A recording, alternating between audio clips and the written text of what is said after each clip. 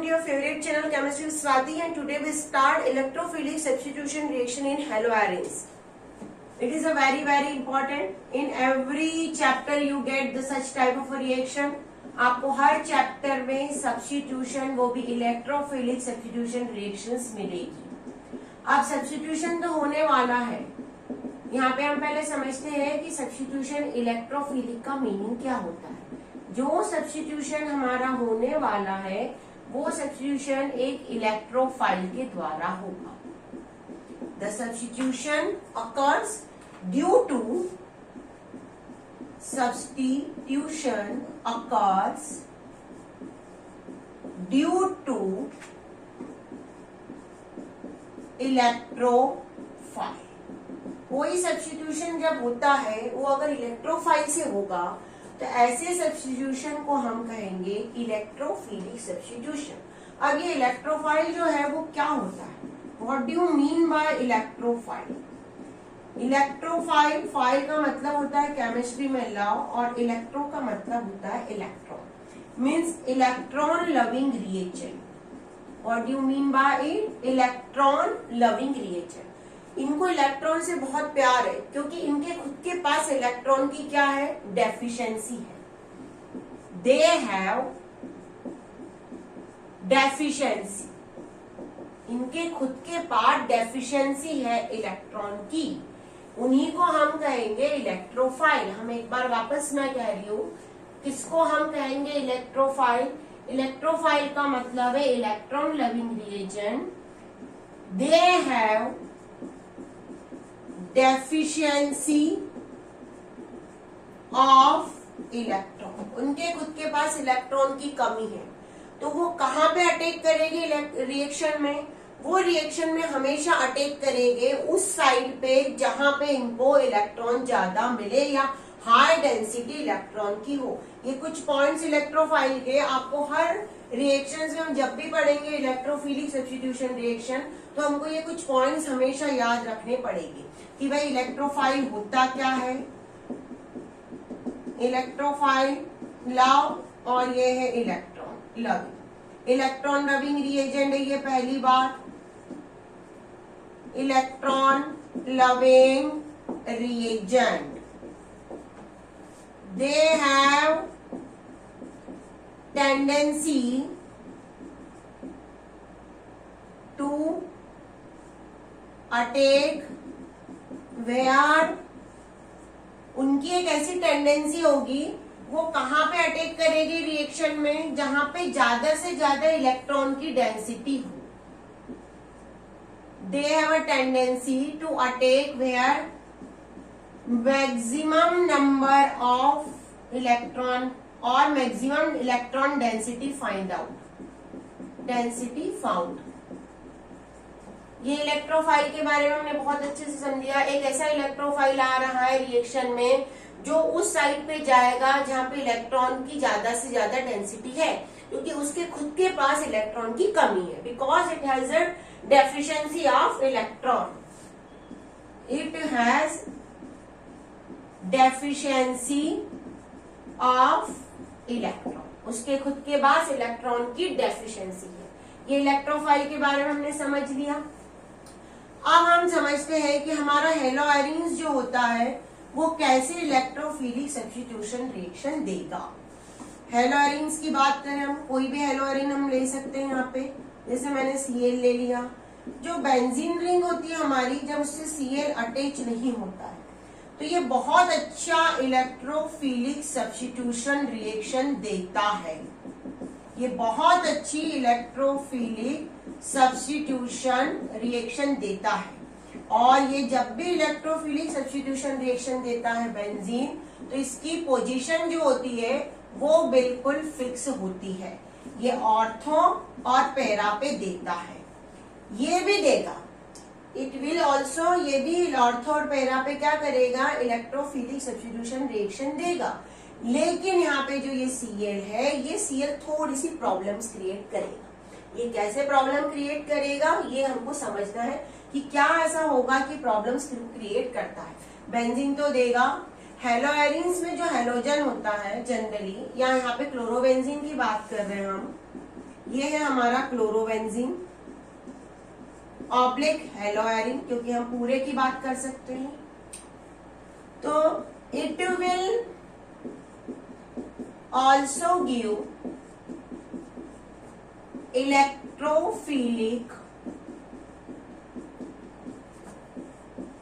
substitution reaction at ortho and para. ये भी ortho और पैरा पे रिएक्शन देंगे, but it has halogen and which shows minus I effect. अब इसके पास क्या है, हेलोजन है, और हेलोजन जो होता है उसकी इलेक्ट्रोनेगेटिविटी ज्यादा होती है, वो अपने इलेक्ट्रॉन को बेंजीन रिंग से खींचने की कोशिश कर सकता है, और हमको तो बेंजीन रिंग पे इलेक्ट्रॉन की डेंसिटी को बढ़ाना है, तो यहाँ पे ये इफेक्ट भी होगा। लेकिन so it little bit but little deactivate also. तो ये थोड़ा सा डीएक्टिवेट करेगा, रिएक्शन को करने से रोकेगा, बट हम रिएक्शन को क्या करवाएंगे, but so reaction occurs in drastic condition. हमको थोड़ी सी कंडीशन को चेंज करना पड़ेगा, कुछ ऐसी कंडीशंस बनानी पड़ेगी जिससे कि ये रिएक्शंस को दे।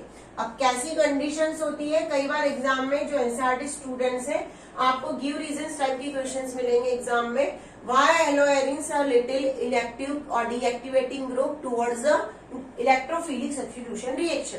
तो ये क्योंकि ये क्या शो करता है, ये माइनस आई इफेक्ट शो करता है, इसकी वजह से इंडक्टिव इफेक्ट हमने पढ़ा हुआ है 11th में। इंडक्टिव इफेक्ट प्लस आर और इंडक्टिव इफेक्ट माइनस आर दोनों होते हैं। क्लोरीन जो होता है वो माइनस आर शो करता है, उसकी टेंडेंसी होती है कि वो इलेक्ट्रॉन को बेंजीन रिंग से खींच ले, लेकिन यहाँ पे हमको बेंजीन रिंग पे डेंसिटी को बढ़ाना है इलेक्ट्रॉन की, तो यहाँ पे दोनों फैक्टर इफेक्ट करेगी। क्लोरीन जो होता है उसके दो फैक्टर होते हैं, एक होता है माइनस आर इफेक्ट, जिसकी वजह से due to which it deactivate the reaction. इसकी वजह से ये रिएक्शन को क्या कर सकता है, रिएक्शन को डीएक्टिवेट कर सकता है। दूसरा लेकिन इसमें होता है रेजोनेंस इफेक्ट। अब रेजोनेंस इफेक्ट क्या होता है, रेजोनेंस इफेक्ट ये होता है कि जो क्लोरीन पे इलेक्ट्रॉन्स होते हैं, ये इलेक्ट्रॉन्स बेंजीन रिंग के इलेक्ट्रॉन पाई इलेक्ट्रॉन के साथ क्या करते हैं, इंटर रिएक्शंस करते हैं, कॉन्जुगेशन करते हैं। Conjugation of lone pair of electron या conjugation of electron of chlorine with pi electron of benzene ring. Benzene ring और क्लोरीन के इलेक्ट्रॉन के बीच में क्या हो सकता है, कॉन्जुगेशन होता है, ये कहलाता है रेजोनेंस इफेक्ट। तो हम रेजोनेंस इफेक्ट समझते हैं कि क्या होता है, और उसकी वजह से ही ये रिएक्शन देगा। तो दोनों चीजों में रेजोनेंस इफेक्ट क्या बनेगा, पावरफुल बनेगा। जैसे ये इलेक्ट्रॉन है, तो ये इलेक्ट्रॉन अगर रिंग के पास आ गए यहाँ पे, तो रिंग ये वाले इलेक्ट्रॉन को यहाँ बाहर निकाल देगी, तो उससे क्या होगा, उससे होगा कि ऑर्थो प्लेस पे इलेक्ट्रॉन की डेंसिटी क्या हो जाएगी, बढ़ जाएगी। क्लोरीन पे हमने पॉजिटिव बना दिया क्योंकि क्लोरीन इलेक्ट्रॉन को डोनेट कर रहा है, ये इलेक्ट्रॉन इस बॉन्ड के पास आ गए, ये बॉन्ड बन गया डबल बॉन्ड, तो ये ऑर्थो पे आ गई इलेक्ट्रॉन की डेंसिटी। तो पहली रिएक्शन ऑर्थो पे हो सकती है। सेकंड इसकी एक और रिएक्शन होती है कि ये इलेक्ट्रॉन थोड़ा सा शिफ्ट हो सकता है पैरा पे भी। तो पैरा पे अगर ये शिफ्ट हो गया तो हमारा जो स्ट्रक्चर है वो कुछ इस वे में बनेगा, ortho, that is ortho position and that is a para position. ये दोनों पोजीशन पे इलेक्ट्रॉन की डेंसिटी को बढ़ा सकता है, वापस मूवमेंट होगा, जो अंदर का बॉन्ड है वो शिफ्ट होगा, अंदर एक बॉन्ड आगे, और ये वाला जो है वो वापस पैरा पे ऑर्थो पे आ सकता है। तो ऑर्थो और पैरा पे इलेक्ट्रॉन की डेंसिटी बढ़ा रहा है। किसकी वजह से बढ़ रही है डेंसिटी? ये डेंसिटी बढ़ रही है रेजोनेंस इफेक्ट की वजह से। बेंजीन रिंग के अंदर कौन से इलेक्ट्रॉन है? Pi electron. और क्लोरीन के पास खुद के इलेक्ट्रॉन है जो बचे हैं, बॉन्ड के फॉर्मेशन में यूज नहीं हुए। तो दोनों ने क्या किया? इंटर रिएक्शन किया, और इसी को हम कहते हैं रेजोनेंस इफेक्ट। तो यहाँ पे दो इफेक्ट, वीडियो को पॉज करके बेटा सभी स्ट्रक्चर्स को अच्छे से बनाने की प्रैक्टिस करना। रेजोनेंस इफेक्ट हमारा ज्यादा पावरफुल हो गया और हमारा आई इफेक्ट लेस इफेक्टिव हो गया। उसकी वजह से ये इलेक्ट्रोफिलिक सब्स्टिट्यूशन रिएक्शन अच्छे से देगा। रेजोनेंस इफेक्ट और माइनस आई इफेक्ट, तो कौन सा इफेक्ट ज्यादा स्ट्रॉन्ग होगा? ये वाला इफेक्ट। और इसकी वजह से इलेक्ट्रोफिलिक सब्स्टिट्यूशन रिएक्शन ये इजीली दे पाएगा। That is the reason. पर कंडीशन क्या लगानी है? ड्रास्टिक कंडीशन, थोड़ा सा हमको इफर्ट्स पुट करना पड़ेगा। चलो, कौन कौन सी इलेक्ट्रोफिलिक सब्स्टिट्यूशन रिएक्शन देता है? अभी हम हेलो एरिन्स पढ़ रहे हैं, उसके बाद हमारा हेलो अल्कोहल पढ़ेंगे, हम अल्कोहल पढ़ेंगे, उसके बाद हम एल्डिहाइड कीटोन पढ़ेंगे, अमाइंस पढ़ेंगे। तो आपको हर चैप्टर में इलेक्ट्रोफिलिक सब्स्टिट्यूशन रिएक्शन मिलेगी। पहली है हैलोजिनेशन। पहली रिएक्शन क्या है? हैलोजिनेशन। नाम से ही पता चल रहा है क्या होने वाला है, हैलोजन का ऐड होने वाला है।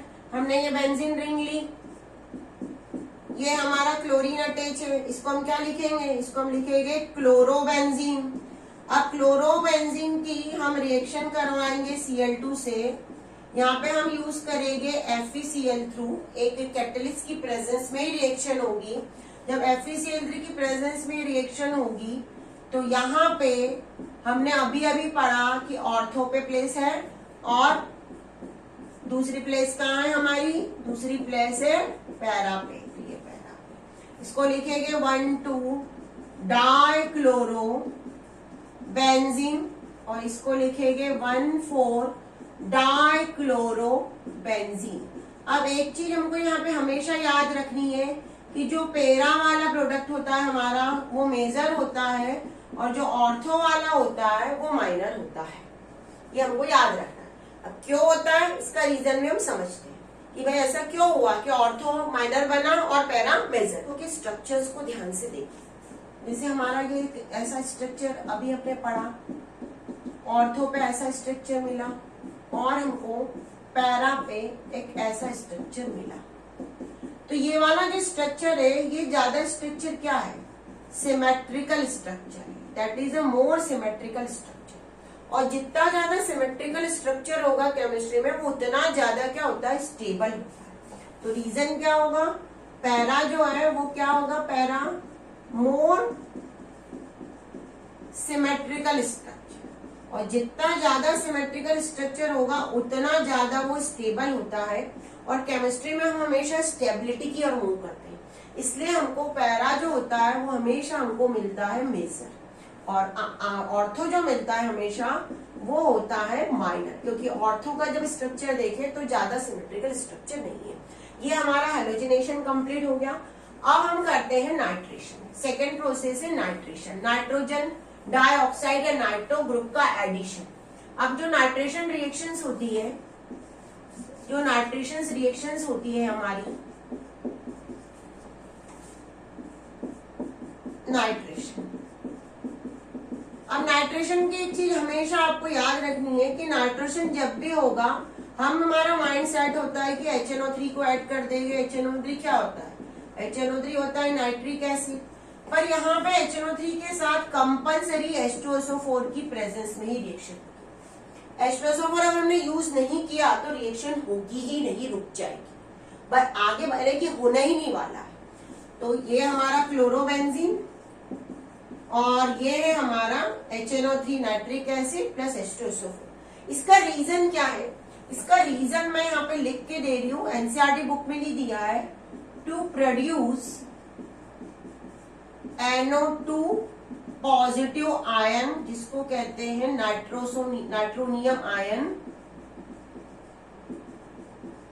ये जो नाइट्रोनियम आयन होता है, ये नाइट्रोनियम आयन अगर H2SO4 होगा तो ही होगा, बनेगा, नहीं तो ये बनेगा ही नहीं। To produce nitronium ion required H2SO4। ये आपको याद रखना है रीजन। अब रिएक्शन में दो प्रोडक्ट बनने वाले हैं। एक हमारा प्रोडक्ट बनेगा ये Cl वैसे के वैसे NO2 और दूसरा बनेगा पैरा पे। दूसरा क्या बनेगा? पैरा पे। ये Cl ये NO2। अब इन दोनों का नाम क्या होगा? ये नाम, ये इसको लिखने के बाद हम इसके नाम लिखते हैं कि दोनों प्रोडक्ट के नाम क्या होंगे।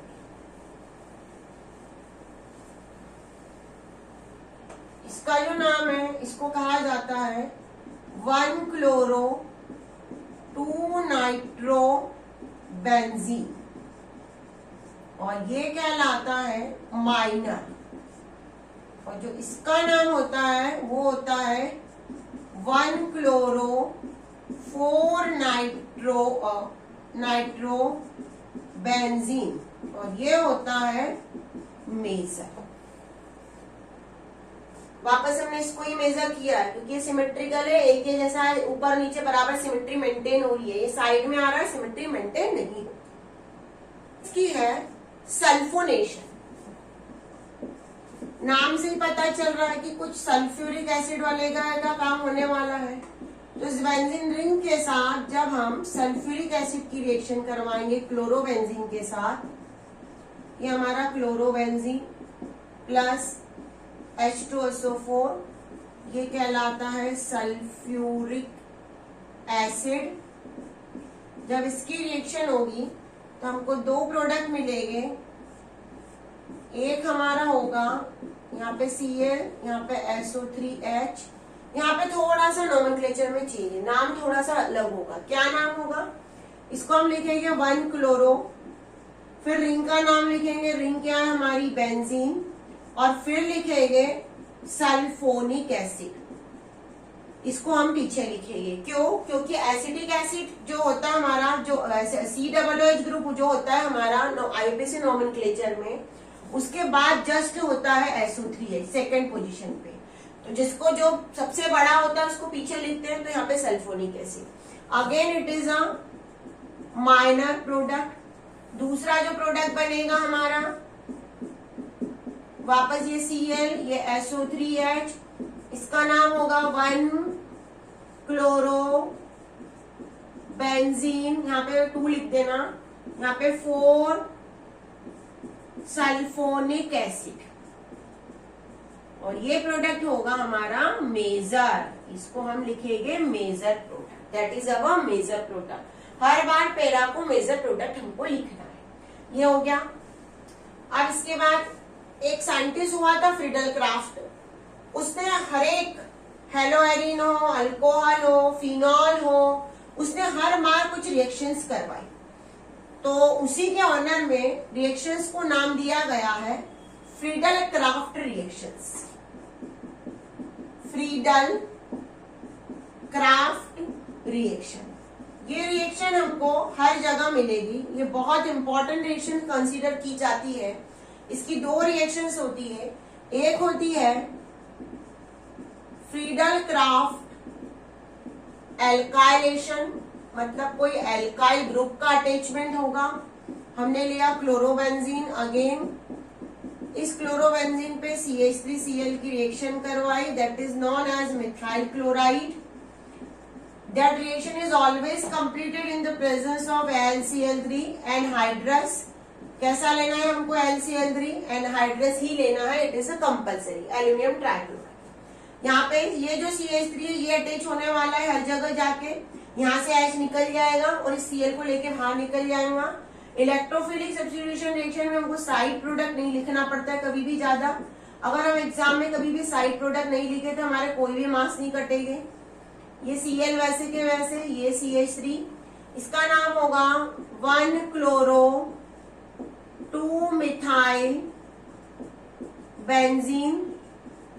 It is again a minor product, ये एक माइनर प्रोडक्ट है।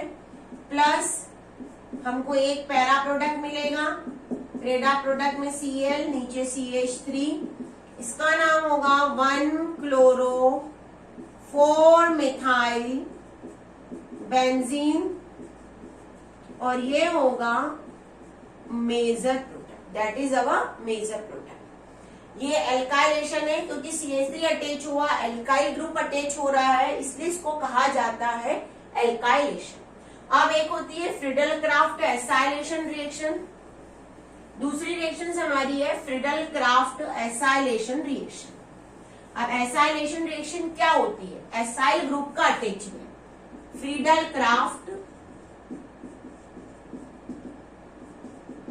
एसाइलेशन रिएक्शन, एसाइल ग्रुप का अटैचमेंट होगा, उसी वजह से इसको कहा जाता है Friedel Crafts acylation, acyl group का अटैचमेंट।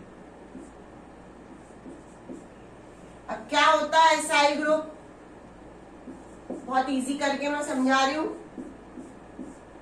ये बेंजीन रिंग ली हमने, ये Cl लगाया, CH3COCl, इसको बोला जाता है acetyl chloride. What is it is known as acetyl chloride. ये एसिटिल क्लोराइड में से ये जो CH3CO वाला पार्ट है Cl को छोड़ के, Cl अलग, ये जो पार्ट है ये वाला पार्ट अटैच होने वाला है। जो COCH3 होता है हमारा वो कहलाता है एसाइल। क्या कहलाता है? COCH3, COCH3 को ही हम बोलेंगे एसाइल, COCH3 को एसाइल कहा जाता है। रिएक्शन अगेन ड्राई LCl3 की प्रेजेंस में ही होगी। पहला प्रोडक्ट में ऑर्थो पे जाएगा वो, ये Cl COCH3। अब अटैचमेंट में हमको ये याद रखना है कि जो ऑक्सीजन से कार्बन अटैच है वो कार्बन पहले अटैच होगा, CH3 वाला कार्बन अटैच नहीं होगा। अगर आपने भूल से CH3CO यहाँ पे लगा दिया तो एग्जाम में हमारी पूरी इक्वेशन सही होने के बाद भी पूरा आंसर कैंसिल हो जाएगा। अब एक नॉमेनक्लेचर हमको यहाँ पे समझना पड़ेगा कि जब भी बेंजीन रिंग से COCH3 कहीं अटैच होता है तो उसे कहा जाता है, ये बेंजीन रिंग है हमारी, इस बेंजीन रिंग से कहीं भी COCH3 अटैच हो, ऊपर हो कहीं भी, तो उसे एक नॉमेनक्लेचर का नाम दिया गया है, उसे बोलते हैं acetophenone, that is known as acetophenone. तो इसका नाम, इसको हम लिखेंगे 1-क्लोरो एसिटोफिनॉल। इसे क्या लिखेंगे हम? 1-क्लोरो, पक्का नहीं बेटा, इसको लिखेंगे 2-क्लोरो एसिटोफिनॉल। ये यहां से नंबरिंग करेंगे और ये सेकंड पे मिलेगा। That is our minor product. Plus एक दूसरा प्रोडक्ट हमको मिलेगा यहाँ पे, दूसरा प्रोडक्ट हमको ये मिलेगा Cl यहाँ पे और COCH3 पैरा पे, 4-क्लोरो एसिटोफिनॉल, इसको हम लिखेंगे मेजर प्रोडक्ट। तो ये हमारी पूरी इलेक्ट्रोफिलिक सब्स्टिट्यूशन रिएक्शन हो गई। आपको यहाँ पे एक ही चीज याद रखनी है, अटैचमेंट होगा COCH3 का, CH3CO का नहीं। That is all our electrophilic substitution reaction. We have find out in all reaction ortho and para position electrophile come and attach because chlorine make the electron density at ortho and para, so electrophile attach here only. All reactions are very very important of electrophilic substitution. Any reaction can answer in examination, so you prepared well for all the reactions. Write down and do the practice. Very good. नाम तो सबको पता होगा, आप लोगों ने कभी वुड्ज reaction पढ़ी होगी, वुड्ज रिएक्शन का नाम तो सबको पता होगा।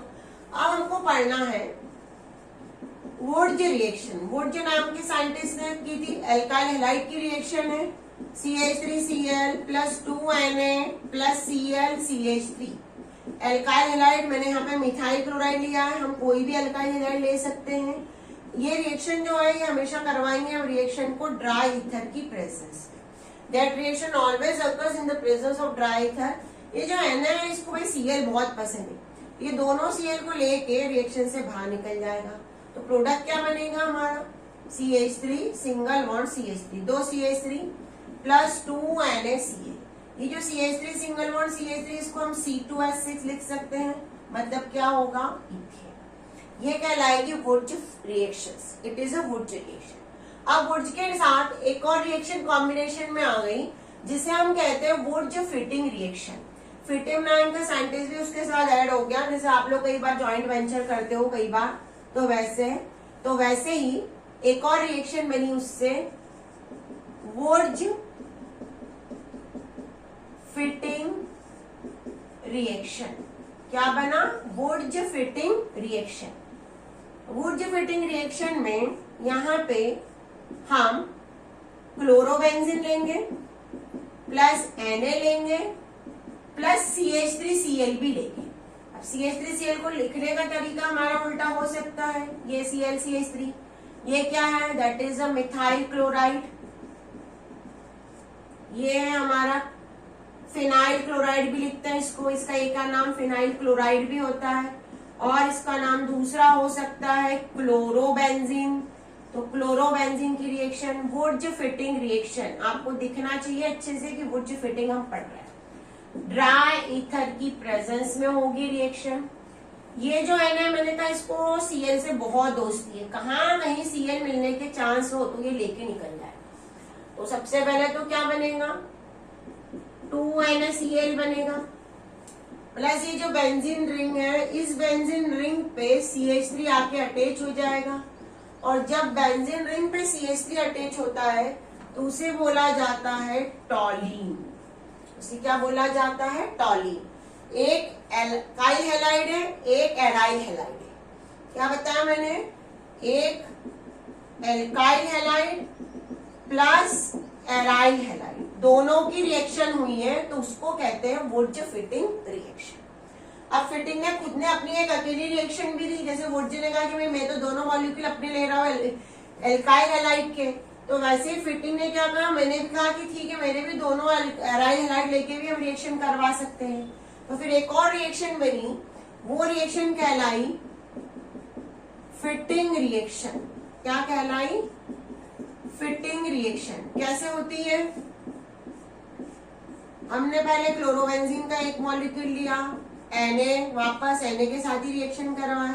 कई बार एग्जाम में आपको कंफ्यूज करने के लिए यहाँ पे Na की जगह K भी डाल देते, Cu भी डाल देते, तो आपको कंफ्यूज नहीं होना, यही रिएक्शन होने वाली।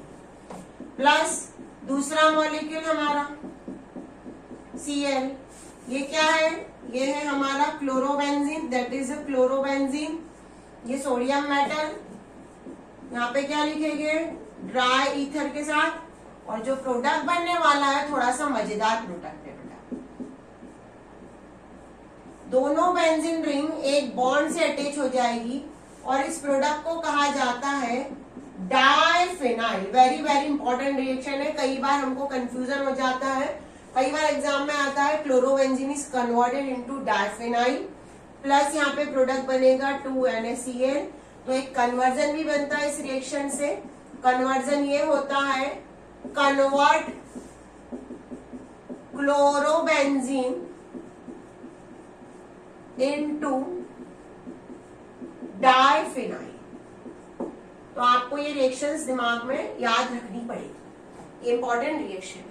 ये पूरी रिएक्शंस आज हमारी हो गई है। इलेक्ट्रोफिलिक सब्स्टिट्यूशन रिएक्शन पूरे अब आपको मैंने एक्सप्लेन कर दिया है अच्छे से। वुड्ज रिएक्शन, वुड Fittig reaction and Fittig reaction also completed. So it is a very very important topic, you learn it, write the equation and practice से हमेशा जुड़े रहिए। कोई भी अगर डाउट्स है तो कमेंट्स बॉक्स में लिखिए, आपके हमेशा डाउट्स सॉल्व करने के लिए हम हमेशा अवेलेबल रहे।